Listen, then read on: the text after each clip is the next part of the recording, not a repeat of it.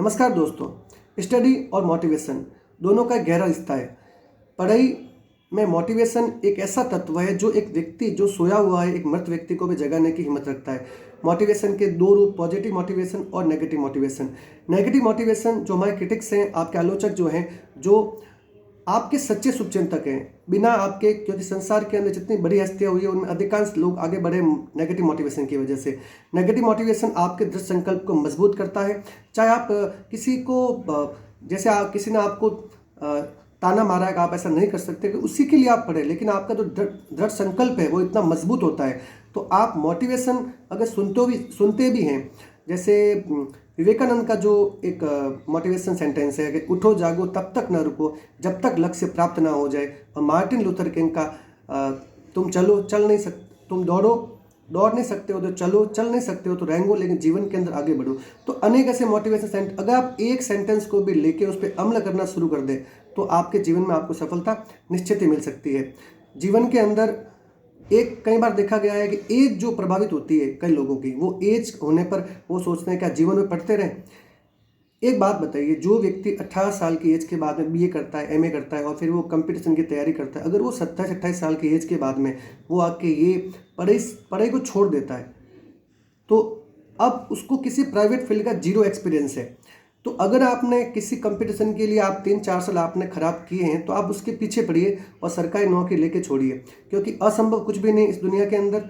अगर कोई व्यक्ति आईएएस बन सकता है तो एक 3rd ग्रेड टीचर हुआ, एक बाबू हुआ, किसी भी एक ग्राम सेवक पटवारी में आपका चयन हो ही सकता है। लेकिन आपकी हिम्मत हारना सबसे बड़ी बात है। आप भीड़ को देख के डर जाते हैं कि इतने लाख लोग फॉर्म भर रहे हैं, जबकि सच्चाई है इतने लाख लोग केवल फॉर्म भर रहे हैं, उसमें से इतने आधे लोग तैयारी कर रहे हैं, उसमें से 25-30% लोग सीरियसली तैयारी कर रहे होते हैं। आपका कंपटीशन जो होता है केवल उनसे होता है, लेकिन आप भीड़ के अंदर खो जाते हैं। आप भीड़ को देखोगे तो भीड़ को खो जाओगे।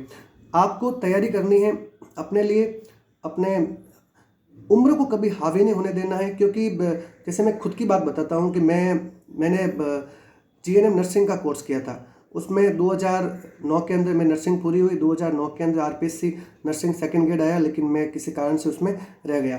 फिर मैं कॉन्ट्रैक्ट वर्कर लगा, 4 साल मैंने उसमें जॉब की, लेकिन उस दौरान कोई वैकेंसी नहीं आई। तो 2013 के अंदर जब मेरी एज 27 साल थी, तो मैंने सबसे पहले कनक सिंह राव की धरोहर को परचेज किया और उसको पढ़ना शुरू किया। तो अब लक्ष्य एक ही था, बीएड की थी नहीं और साथ में मेरे पास जीएन की वैकेंसी नहीं आ रही थी। तो मैंने सबसे पहले यही प्रयास किया कि मुझे पटवारी, ग्राम सेवक, कोई गवर्नमेंट जॉब तो मिले। तो ऐसे उस सिक्के को लगातार पढ़ता गया, क्योंकि उस समय जो हालात क्योंकि उस समय जो एक समय था कि 7 जो लोग 12th में थे वगैरह थे, वो सब कहीं न कहीं जॉब लग चुके थे और मैं उस समय स्ट्रगल कर रहा था, कॉन्ट्रैक्ट की नौकरी कर रहा था। कॉन्ट्रैक्ट की नौकरी जो होती है फैक्ट्री के मजदूर की नौकरी होती है, इसमें आप शायद उससे भी बदतर नौकरी होती है। तो आप उसमें अपने आप को क्योंकि उसमें आपका कोई जीवन नहीं है। कई लोग मैं देखता हूँ कि संविदा कर्मचारी बनने के बाद भी अपना जीवन को ऐसे समझते हैं जैसे वो आगे जाके सेफ हो जाए, क्योंकि आपके जो 25-30 साल की एज उसमें तो आप पढ़ सकते हो, लेकिन जब एज बढ़ जाएगी, पारिवारिक जिम्मेवारी आ जाएगी, फिर आप उसको नहीं पढ़ पाओगे। तो उम्र को कभी भी हावी नहीं होने देना है। आपका लक्ष्य अगर निश्चित है तो आपको जीवन में सफल होने से कोई नहीं रोक सकता। तो आज के वीडियो में इतना ही। धन्यवाद।